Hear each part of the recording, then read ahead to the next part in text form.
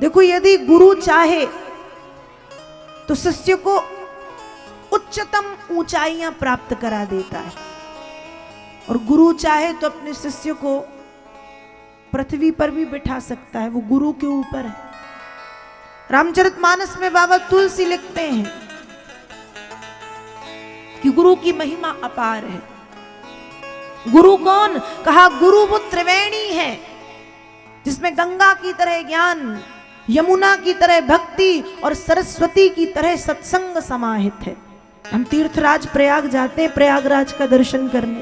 प्रयागराज को तीर्थराज कहते हैं, प्रयागराज को संगम कहते हैं, त्रिवेणी कहते हैं, क्योंकि गंगा, यमुना और अदृश्य रूप से सरस्वती तीनों का मिलन है। वैसे ये जो गुरुदेव हैं ये भी चलते फिरते तीर्थराज प्रयाग ही कहलाते हैं, क्योंकि गंगा की तरह ज्ञान, यमुना की तरह भक्ति और सरस्वती की तरह सत्संग समाहित होता है गुरु में।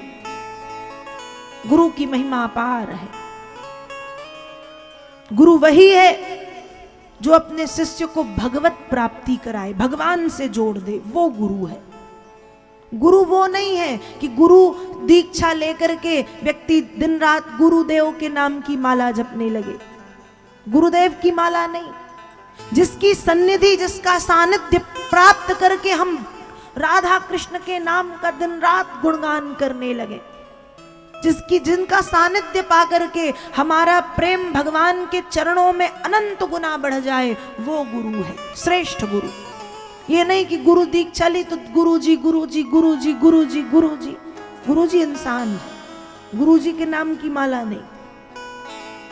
जिनका सानिध्य प्राप्त करके, जिन गुरुदेव की कृपा प्राप्त करके भक्त भगवान को प्राप्त करे, वो होते हैं गुरु, श्रेष्ठ गुरु। गुरु बनाना चाहिए, गुरु एक होना चाहिए। शिष्य को गुरु का त्याग किसी भी परिस्थिति में नहीं करना चाहिए।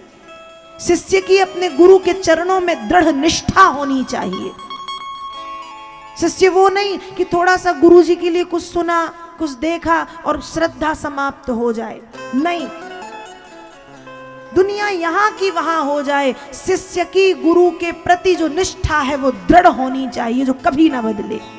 अपने कानों से गुरु की निंदा नहीं सुननी चाहिए, अपने मुख से गुरु की निंदा नहीं करनी चाहिए। जो ऐसा करते हैं वो नरक के गामी बनते हैं। गुरु की महिमा अपार है, गुरु की महिमा अद्वितीय है, गुरु की महिमा अपरंपार है। रामचरितमानस में गोस्वामी जी ने तो गुरु के विषय में इतना लिखा है कि 7 दिन यदि केवल गुरु शब्द पे बोला जाए तो शायद कम है।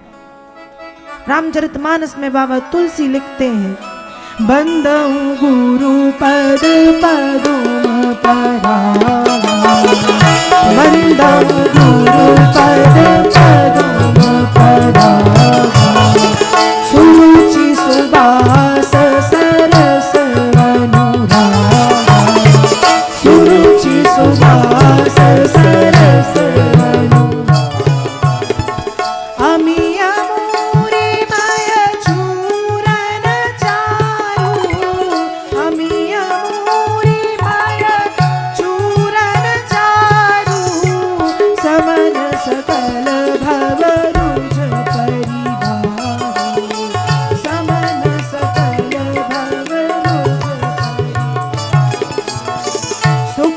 सम्भूतन विमल विभूति, मंजुल मंगल मोद प्रसूति, श्री गुरु पद नख मणि गण ज्योति, सुमिरत दिव्य दृष्टि प्रिय होती, सुमिरत दिव्य दृष्टि होती, तेहि कर विमल विवेक विलोचन, वरनौ रामचरित भवभूषण, गुरु बिनु भवनिधि तरय न कोई, जो बिरंचि शंकर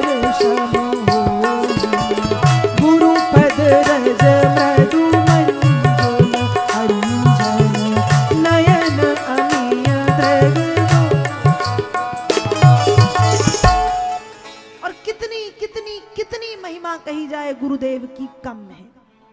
रामचरितमानस में बाबा तुलसी गुरुदेव की महिमा का वखान करते हैं। वंदे बोधमयम नित्यम गुरुम शंकर रूपिणौ।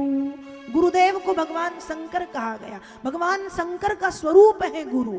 गुरुम शंकर रूपिणौ यमाश्रितौ हि वक्रोपि चंद्रः सर्वत्र विद्यते। गुरु कैसे हैं? कहा गुरु के बिना किसी का उद्धार नहीं होता, चाहे वह ब्रह्मा विष्णु और महेश ही क्यों ना हो। गुरु के बिना किसी का कल्याण नहीं। रामचरितमानस में ये भाव मुझे बड़ा अच्छा लगता है। बाबा तुलसी ने गुरुदेव के चरण कमलों की धूल को काजल कहा है, लेकिन काजल तो काला होता है, तो गुरुदेव के चरणों की धूल को काजल क्यों कहा? तो काजल इसलिए कहा, जब काजल लगाया जाता है नेत्रों में तो नेत्र सुंदर दिखते हैं या चेहरा सुंदर दिखता है, लेकिन काजल की तरह यदि गुरुदेव के चरण कमलों की धूल को नेत्रों में धारण किया जाए तो नेत्र के साथ साथ पूरा व्यक्तित्व सुंदर दिखने लगता है। लोग हमारी यश और कीर्ति का बखान करने लगते हैं। ये गुरु के चरणों की धूल का महत्व है।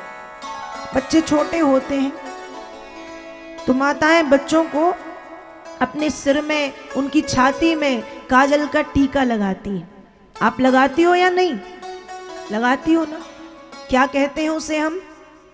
काजल के टीकों को देहाती भाषा में क्या कहते हैं? जल्दी बोलिए। ढिठौना, है ना? ढिठौना कहते हैं। माताएं सब जानती हैं।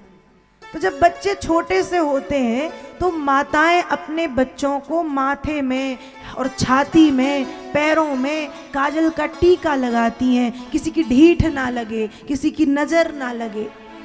तो कहा गुरुदेव के चरण कमलों की धूल को यदि काजल के टीके की तरह अपने सिर पर धारण कर लिया जाए तो दुनिया में ऐसा कोई व्यक्ति नहीं है जो हमारे बाल का भी बांका कर सके। छू नहीं सकता। हम कोशिश जरूर करेगा गिराने की, या कोशिश बहुत करेगा कि कुछ गलत हो, लेकिन वो गुरुदेव की कृपा हमेशा अपने शिष्य की रक्षा करती है। ये गुरु की कृपा है। काजल लगाने से नेत्रों के विकार ठीक होते हैं, वैसे ही गुरु के चरण कमलों की धूल को काजल की तरह नेत्रों में यदि आंच लिया जाए तो नेत्रों में रहने वाले विकार, काम क्रोध लोभ मोह मद मात्सर्य इत्यादि समाप्त हो जाते हैं। इसलिए गुरु बनाना चाहिए।